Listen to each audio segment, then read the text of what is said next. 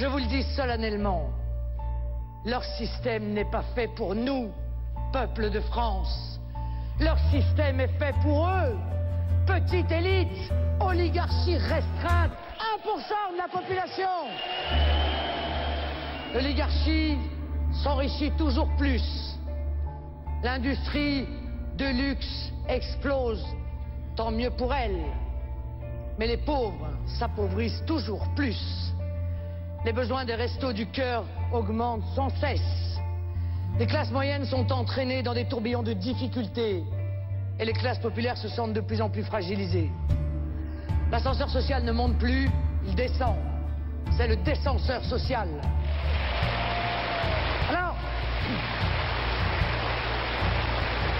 la France est-elle condamnée à cet écart grandissant entre une poignée de profiteurs cyniques et un peuple angoissé? Bien, les hommes au pouvoir, de droite comme de gauche, voudraient nous le faire croire. Je suis une femme libre, la seule candidate de la révolte populaire. Et je n'admets pas que les Français soient volés comme au coin d'un bois. Je ne crains pas la caste qui nous dirige.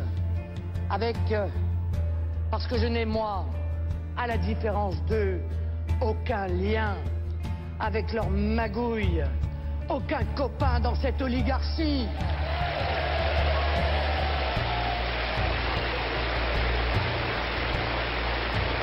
Ils n'ont aucune prise, d'aucune sorte sur moi, et c'est pour cela que je reste si dangereuse à leurs yeux.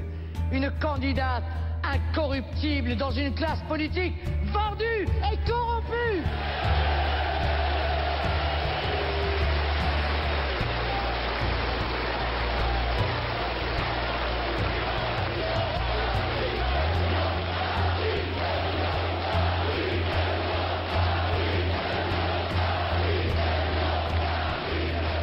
Je dois évoquer devant vous le plus grand racket de tous les temps, celui des marchés financiers et des banques. Oui, mes chers compatriotes, je vous demande de bien m'écouter. Ce que je dis, je suis la seule à le dire, la seule à en parler, la seule à oser proposer un changement radical pour nous libérer des marchés financiers et des banques rapaces. Oui, tout le monde le voit. La banque a pris le pouvoir. Les spéculateurs ont pris le pouvoir. Goldman Sachs suscite partout de véritables coups d'État. Goldman Sachs place ses hommes à la tête des pays de la zone euro. Et Goldman Sachs place son homme à la tête de la Banque Centrale Européenne. Et cela ne choque pas les belles âmes qui nous dirigent. Cela ne choque pas Nicolas Sarkozy ou Madame Merkel, parce que ce sont leurs amis. Grèce, Italie, Banque Centrale Européenne, les oligarques prennent le pouvoir partout dans le dos des peuples. Depuis 1973, la loi Pompidou-Giscard oblige notre État à emprunter auprès des marchés financiers et des banques à des taux de plus en plus prohibitifs. Les politiques de droite et de gauche ont méthodiquement ligoté le peuple français. Bon sang, ce scandale, nous l'avions sous le nez. Mais le racket était tellement énorme que pendant longtemps, nous ne l'avons même pas vu.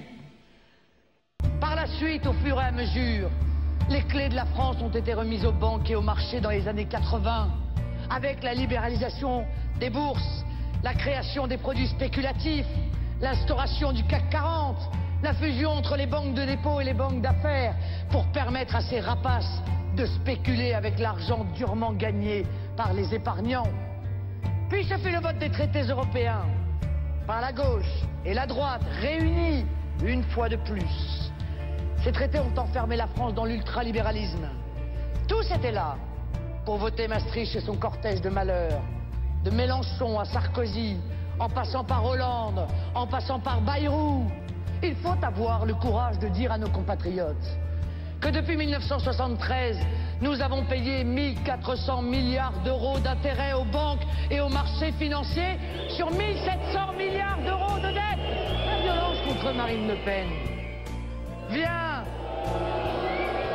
elle vient du sénateur Mélenchon, de Laurence Parisot, de Nathalie Kosciusko-Morizet, ça n'est pas un hasard. Vous savez, je vais vous dire une chose, le système ne se trompe jamais d'adversaire.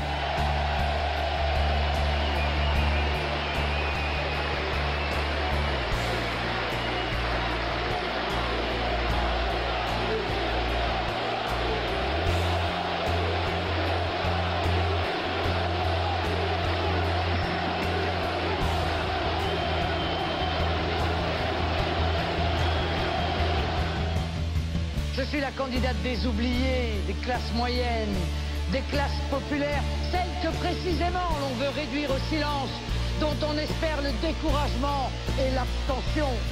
Je suis la candidate des victimes du racket institutionnel, de la spoliation massive. La candidate de ceux à qui on a tout pris, parce qu'on vous a tout pris, parce qu'on nous a tout pris.